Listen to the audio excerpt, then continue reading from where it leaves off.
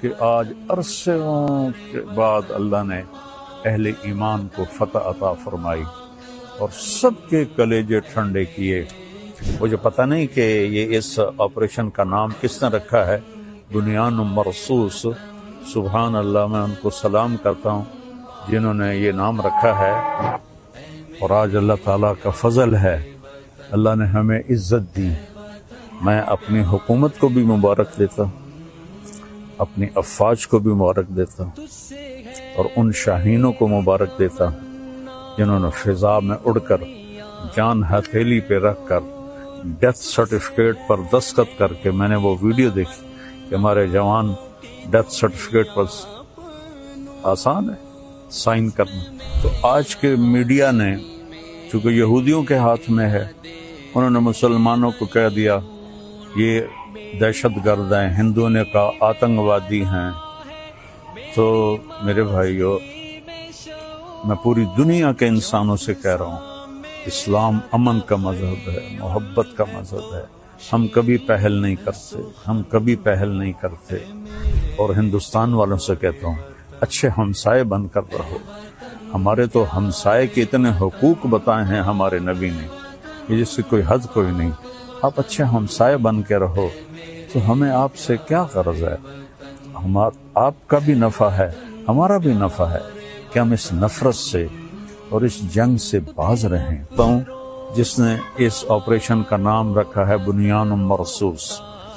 اور اس کے بعد میں عرض کرتا ہوں حکمرانوں سے جو اس وقت ہیں، جو اقتدار میں ہیں، طاقت میں ہیں، پورے قوم کو بنیان مرصوص بنا دیں، اور یہ جو سیاسی اختلاف ہیں اس کو دشمنی تک نہ لے جائیں۔ لوگوں کو آزادی دیں کہ آزادی سے وہ سیاست کر سکیں، تو ہم پھلیں گے پھولیں گے۔ السلام علیکم ورحمۃ اللہ وبرکاتہ۔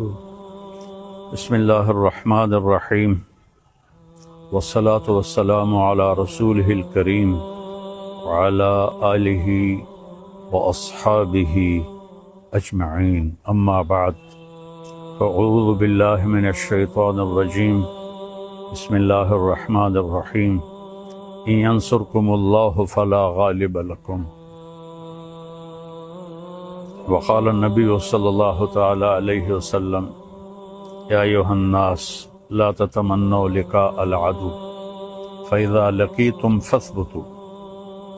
میرے محترم پاکستانی بہن بھائیوں اور پوری دنیا کے اہل اسلام جو مدتوں سے آگ و خون میں جل رہے تھے، اللہ نے ایک معجزہ دکھایا اور اپنے سے 10 گنا بڑے دشمن کو اللہ تعالیٰ نے خاک میں ملا دیا اور ان کے غرور کو زمین میں دفن کر دیا، اور اللہ تعالیٰ نے اپنے بندے کی مدد فرمائی۔ اسلام ہمیں کبھی بھی پہل کا نہیں کہتا، ہم ملک کے لیے نہیں لڑتے، ہم اسلام کو پھیلانے کے لیے نکلتے ہیں، یا ہمارے اوپر کوئی حملہ کرے ہم اس کا دفاع کرتے ہیں۔ اسلام امن کا مذہب ہے، بھائی چارے کا مذہب ہے۔ میں صرف مولانا نہیں ہوں، اس سے زیادہ میں نے ہسٹری کو پڑھا ہے، لہذا میرے سامنے ایسے شیشے کی طرح ہسٹری ہے کہ ہندو آپس میں کتنا لڑے مہاراجے، اور کیسے انہوں نے ایک دوسرے کو گاجر مولی کی طرح کاٹا، اور مراٹھوں نے ہندو مسلم کی تفریق کے بغیر کس طرح خون کی ندیاں بہائیں، اشوک نے کس طرح لاشوں کے انبار لگا دیے تھے۔ اور میں اپنے نبی پہ قربان جاؤں، جب انہوں نے مکہ فتح کیا، 18 برس کی دشمنی تھی کہ ہم نے محمد بن عبداللہ کو قتل کرنا ہے۔ یہ وہ لوگ نہیں تھے جو صرف سیاسی اختلاف تھا یا چھوٹی موٹی کوئی دشمنی تھی، اس درجے کی دشمنی تھی کہ اس کو قتل کرنا ہے۔ جب میرے نبی فاتحانہ مکہ میں داخل ہوئے تو آپ ایسے نہیں بیٹھے تھے اونٹنی پر، آپ اس طرح سر جھکا کے بیٹھے تھے، آپ کے پیچھے حضرت اسامہ بن زید بیٹھے تھے، آپ کی لیفٹ سائڈ پر حضرت ابو بکر رضی اللہ تعالی عنہ کی اونٹنی تھی، اور آپ کے لیفٹ پر حضرت اسید بن حضیر رضی اللہ تعالیٰ عنہ تھے، اور حضرت عمر رضی اللہ عنہ صفوں کو سیدھا کرتے ہوئے چل رہے تھے۔ اور میرے لوگ جب داخل ہوتے ہیں تو فاتحانہ تو ایسے داخل ہوتے ہیں، اور کہتے ہیں گاجر مولی کی طرح کاٹ دو، نہ بچہ چھوڑو نہ بڑا چھوڑو۔ میرے نبی ایسے داخل ہوئے تھے، کجاوا جو ہوتا ہے نا اس کے اوپر آپ کی ٹھوڑی لگی ہوئی تھی، اور آپ کہہ رہے تھے لا الہ الا اللہ وحدہ، وہی ہے ایک اکیلا اللہ جس کا کوئی شریک نہیں، نصر عبدہ، اس نے اپنے بندے کی مدد کی، انجز وعدہ، اس نے اپنے وعدے کو پورا کیا، وہزم الاحزاب وحدہ، اور اس نے لشکروں کو شکست دی۔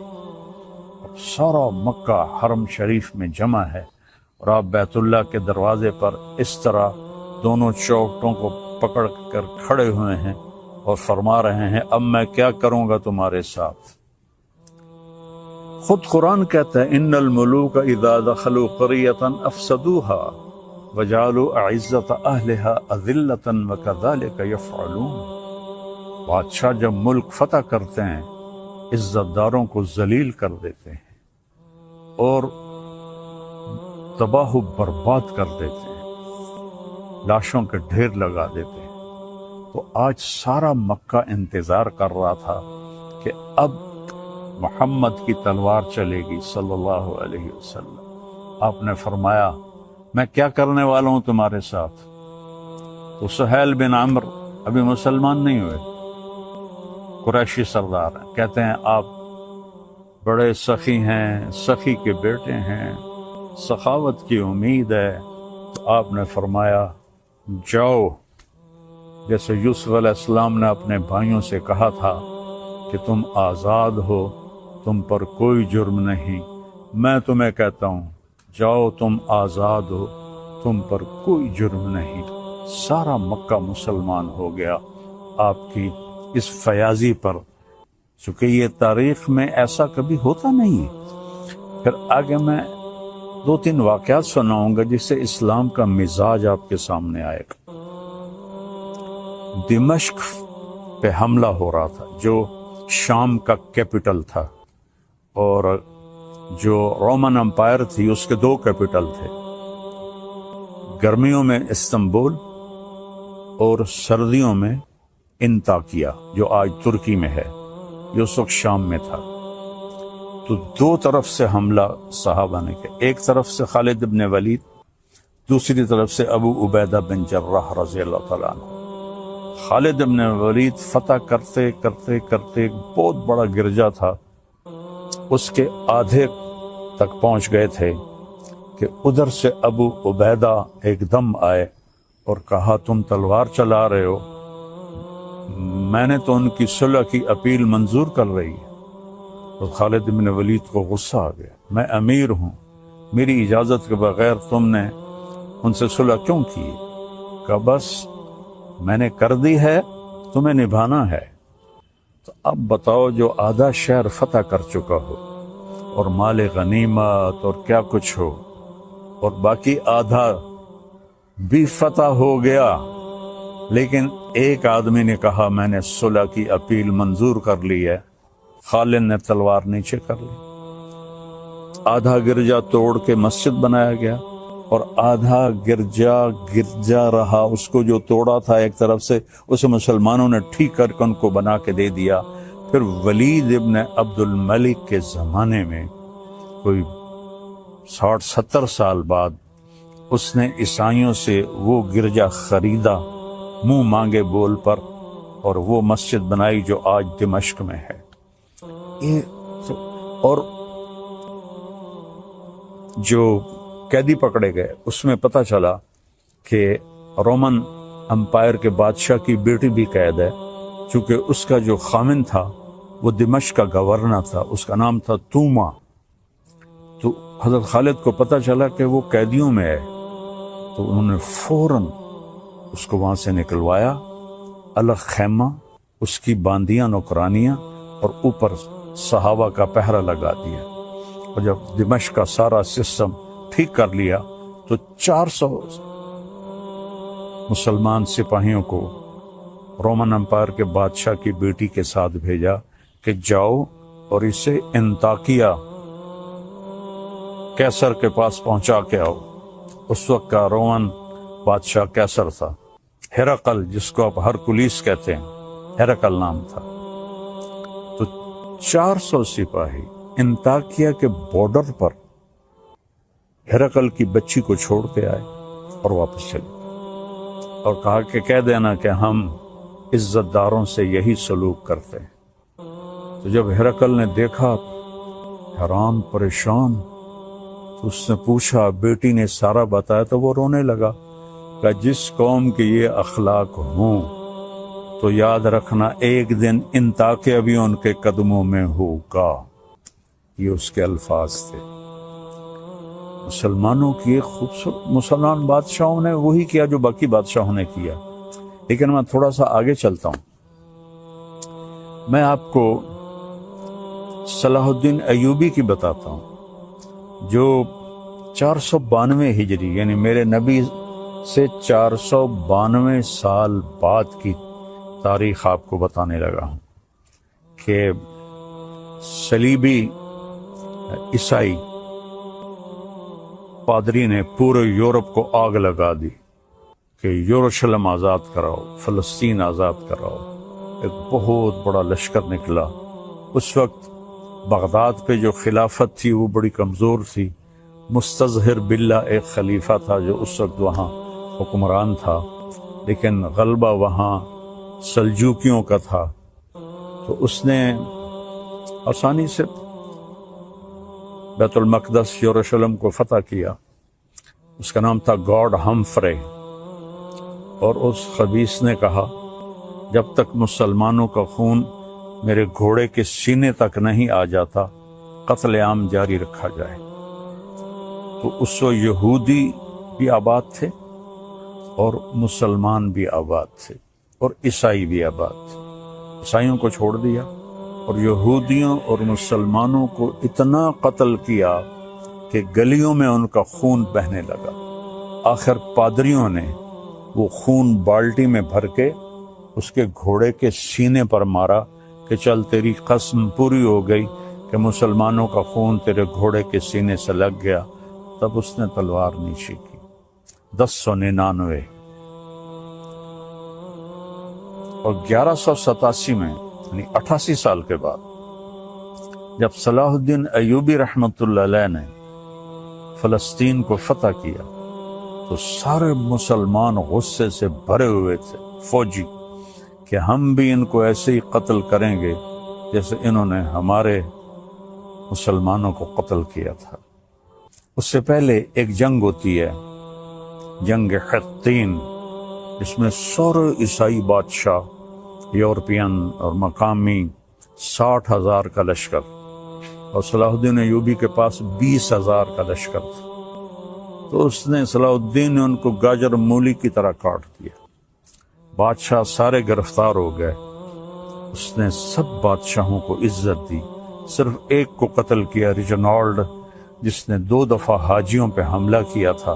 یہ کرک اردن کے شہر کا حکمران تھا اور حج کا راستہ کرک سے جاتا تھا، تو اس نے 2 دفعہ حاجیوں کو قتل کیا اور کہا بلاؤ اپنے محمد کو۔ تو صلاح الدین نے اسے پیشکش کی ایمان، مسلمان ہو جاؤ۔ انہوں نے کہا میں نہیں ہوتا۔ انہوں نے کہا ہم یہ بادشاہوں کے ساتھ، اس نے کہا میں نے 2 دفعہ قسم کھائی تھی تیرے قتل کرنے کی جب تو نے حاجیوں پہ حملہ کیا تھا، تو آج محمد نہیں آ رہا، آج محمد کا ادنا غلام آ رہا ہے۔ اس نے ایسے وار کیا اور اس کی گردن پیچھے لٹک گئی۔ باقی سارے بادشاہ کانپنے لگے۔ اس نے کہا ڈرو نہیں، ہمارا مذہب ہمیں یہ نہیں سکھاتا، ہم بادشاہوں کو، عزت داروں کو ہم عزت دیتے ہیں، لیکن یہ بہت حد سے آگے بڑھ گیا تھا، اس لیے میں نے اس کو قتل کیا ہے۔ پھر آ کر انہوں نے یروشلم کو گھیر لیا، اور وہاں تو فوجی کوئی نہیں تھی، چند سپاہی تھے۔ تو آ گئے جی ہم نے صلح کرنی۔ صلاح الدین نے کہا صلح کس بات کی، اب تو میں فتح کر چکا ہوں، اب تو میں پر فاتحانہ داخل ہوں گا، میں اس پر فاتحانہ داخل ہوں گا۔ جب فاتحانہ داخل ہوں گے تو غلام، باندیاں، مال غنیمت کتنا کچھ تھا، تو انہوں نے منتیں کی کہ مہربانی کریں آپ ہمیں معاف کر دیں۔ تو آپ 88 سال پہلے دیکھیں کہ قتل عام سے گلیاں بھر گئیں، اور 88 سال بعد ایک مسلمان جو اپنے نبی سے 500 سال بعد آیا ہے، اس نے کہا اچھا ٹھیک ہے، میری طرف سے سب کو اجازت ہے، جو جانا چاہتے ہیں اور جتنا سامان لے جانا چاہتے ہیں وہ بھی لے جائیں، اور فدیہ، تھوڑا سا فدیہ رکھا۔ تو جو مالدار تھے وہ اس کا ہر جانا اور وہ جرمانہ دیتے ہوئے نکلتے گئے، پیچھے غریب عیسائی رہ گئے، ان کا ہر جانا صلاح الدین نے اپنی جیب سے دیا، اور کچھ باقیوں نے کہا جی ہم رہنا چاہتے ہیں، کہا بسم اللہ رہو، نہ کسی گرجے کو نقصان پہنچایا، نہ کسی عیسائی پر تلوار اٹھائی۔ یہ میرا اسلام ہے، یہ میرے نبی کا بتایا ہوا دین ہے جو ایک اللہ کی دعوت دیتا ہے۔ تاریخ تو بہت لمبی ہے، میں نے 3 واقعے بتا دیے، ایک اپنے نبی کا، ایک صحابہ کا، اور ایک 500 سال کے بعد ایک بادشاہ کا۔ اور اس کے بعد میں سارے اہل پاکستان کو مبارک دیتا ہوں، سارے بہن بھائیوں کو مبارک دیتا ہوں، وہ مسلم ہیں، عیسائی ہیں، ہندو ہیں، سکھ ہیں، جو بھی ہیں، سب کو مبارکباد دیتا ہوں کہ آج عرصوں کے بعد اللہ نے اہل ایمان کو فتح عطا فرمائی اور سب کے کلیجے ٹھنڈے کیے۔ یہ ہمیں دہشت گرد کہتے ہیں، دہشت گرد تو کم بخت یہ ہیں، آپ کو پتہ ہے جب دوسری جنگ عظیم ہوئی ہے تو کون تھا شروع کرنے والا؟ ہٹلر 1940 میں، 1945 میں کم بخت نے خودکشی کی، کتنے لوگ مرے؟ 8 کروڑ 8 کروڑ لوگ مرے دوسری جنگ عظیم میں۔ پہلی جنگ عظیم 1914 میں شروع ہوئی، 2 کروڑ لوگ مرے، اس وقت آبادی تھوڑی تھی۔ تو سب سے بڑے دہشت گرد تو یہ ہیں، 8 کروڑ عیسائی آپس میں ٹکرائے، اتنا قتل عام تو کسی مسلمان نے نہیں کیا۔ مسلمانوں میں بھی ظالم آئے، میں ان کی کبھی وکالت نہیں کروں گا۔ تیمور لنگ بدبخت بہت ظالم تھا، اس نے 33 ملک فتح کیے۔ تو آج کے میڈیا نے، چونکہ یہودیوں کے ہاتھ میں ہے، انہوں نے مسلمانوں کو کہہ دیا یہ دہشت گرد ہیں، ہندوؤں نے کہا آتنکوادی ہیں۔ تو میرے بھائیو، میں پوری دنیا کے انسانوں سے کہہ رہا ہوں، اسلام امن کا مذہب ہے، محبت کا مذہب ہے، ہم کبھی پہل نہیں کرتے۔ ہٹلر مسلمان نہیں تھا، عیسائی تھا، اور اس نے 8 کروڑ، اور مسولینی اٹلی والا 8 کروڑ انسانوں کے قتل کا وہ ذریعہ بنے۔ اور لینن اور سٹالن، انہوں نے سوشلزم کو زبردستی نافذ کرنے کے لیے 2 کروڑ انسانوں کا قتل کیا۔ ابھی تاریخ موجود ہے، پڑھ لیں آپ لوگ۔ 1924 کے 27 میں لینن کا انتقال ہوا تھا، 1953 میں سٹالن کا انتقال ہوا تھا، خون کی ندیاں بہا دی، الزام ہمارے اوپر۔ اور آج اللہ تعالیٰ کا فضل ہے، اللہ نے ہمیں عزت دی۔ میں اپنی حکومت کو بھی مبارک دیتا، اپنی افواج کو بھی مبارک دیتا، اور ان شاہینوں کو مبارک دیتا ہوں جنہوں نے فضا میں اڑ کر، جان ہتھیلی پہ رکھ کر، ڈیتھ سرٹیفکیٹ پر دستخط کر کے، میں نے وہ ویڈیو دیکھی کہ ہمارے جوان ڈیتھ سرٹیفکیٹ پر، آسان ہے سائن کرنا، اور ہمارا ایک جہاز تھا، ان کے 10 جہاز تھے، ان کا ہر نشانہ خطا گیا، ہمارے سارے نشانے صحیح لگے۔ یہ ہے نصر من اللہ و فتح قریب۔ تو میری افواج پاکستان، ان کے سربراہان، ان کے سپاہی سے لے کر اور رینجر سے لے کر تمام کو، یہ میرے ہاتھ اٹھے ہوئے ہیں، اللہ آپ کو سلامت رکھے اور اللہ اس ملک کو سلامت رکھے اور اس میں امن قائم ہو، اس میں مذہبی اختلاف ختم ہو۔ یہ علماء سے کہہ رہا ہوں، سیاسی اختلاف ختم ہو۔ یہ سیاسی جماعتوں سے اختلاف تو رہے گا، دشمنی نہ ہو، دشمنی نہ ہو، ایک ہو کے رہیں۔ اور ہندوستان والوں سے کہتا ہوں، اچھے ہمسائے بن کر رہو۔ ہمارے تو ہمسائے کے اتنے حقوق بتائے ہیں ہمارے نبی نے کہ جس کی کوئی حد کوئی نہیں۔ آپ اچھے ہمسائے بن کے رہو تو ہمیں آپ سے کیا غرض ہے؟ آپ کا بھی نفع ہے، ہمارا بھی نفع ہے کہ ہم اس نفرت سے اور اس جنگ سے باز رہیں۔ اللہ کی قسم، مسلمان کسی سے نفرت نہیں کرتا، سب سے اس کے دل، سب کے لیے اس کے دل میں ہمدردی ہوتی ہے۔ یہ نفرت سے توبہ کریں۔ کوئی مذہب، آپ اپنی کتابیں پڑھیں، کہیں آپ کو کوئی نفرت کا بول نظر آئے، آپ اپنی وید پڑھیں، کہیں آپ کو نفرت کا بول نظر آئے، بائبل پڑھیں، کہیں آپ کو نفرت کا بول نظر آئے، تو میری سب سے گزارش ہے کہ امن سے رہیں، صلح سے رہیں۔ حکمرانوں سے اپیل ہے کہ یہ ایک سیاسی انتشار ہے، اس کو اللہ کے واسطے ختم فرما دیں تاکہ ہم ایسے ہو کے رہیں۔ جو میں پہلے تو اس کو سلام کرتا ہوں جس نے اس آپریشن کا نام رکھا ہے بنیان مرصوص، اور اس کے بعد میں عرض کرتا ہوں حکمرانوں سے جو اس وقت ہیں، جو اقتدار میں ہیں، طاقت میں ہیں، پورے قوم کو بنیان و مرصوص بنا دیں اور یہ جو سیاسی اختلاف ہیں اس کو دشمنی تک نہ لے جائیں۔ لوگوں کو آزادی دیں کہ آزادی سے وہ سیاست کر سکیں، تو ہم پھلیں گے، پھولیں گے، اور آخر تو ایک دن چلے جانا ہے۔ اللہ راضی ہوگا تو اللہ ہمیں موجیں کرا دے گا۔ اگر کوئی ظالم بن کے مر گیا تو پھر چاہے وہ مسلمان ہے اور چاہے وہ تہجد گزار ہے۔ حجاج بن یوسف روزانہ 10 سپارے تہجد میں پڑھتا تھا، 10 سپارے، اور وہ ایسا خبیث تھا کہ اس نے 1.25 لاکھ مسلمان اپنے سامنے کھڑے ہو کے قتل کروا تھے۔ اور عمر بن عبدالعزیز نے اس کو دیکھا کہ وہ جہنم کی آگ میں، اور عبد الملک بن مروان جس نے اس کو بنایا تھا گورنر عراق کا، دونوں کی آنتیں باہر نکلی ہوئی ہیں اور گدھے کی طرح اس کے گرد وہ چکر لگا رہے ہیں۔ اللہ ظلم معاف نہیں کرتا ہے۔ اس لیے بادشاہوں سے کہتا ہوں اور اپنی افواج سے کہتا ہوں، اپنی عوام سے کہتا ہوں، علماء سے کہتا ہوں، اگر آپ ممبر پر بیٹھ کر میرے نبی کے دین کو ٹکڑے کر رہے ہیں تو آپ بھی بہت بڑے ظالم ہیں، ظالم ہیں، ظالم ہیں۔ دیوبندیت کو مٹا دو، بریلویت کو مٹا دو، شیعت کو مٹا دو، سلفیت کو مٹا دو۔ میں مسلم، ہاں میں اہل سنت والجماعت ہوں، میں امام ابو حنیفہ کے فتووں پہ عمل کرتا ہوں، لیکن میں باقی سب کے لیے ایسے جھولی پھیلا کے دعا کرتا ہوں۔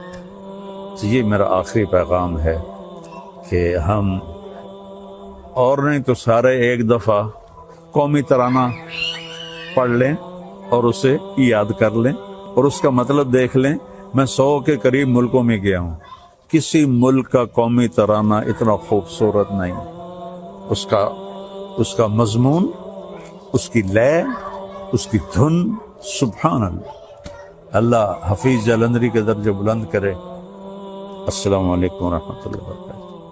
اس ویڈیو کو لائک اور چینل کو سبسکرائب کر کے ہماری حوصلہ افزائی کریں تاکہ ہم مزید اچھی ویڈیوز لاتے رہیں۔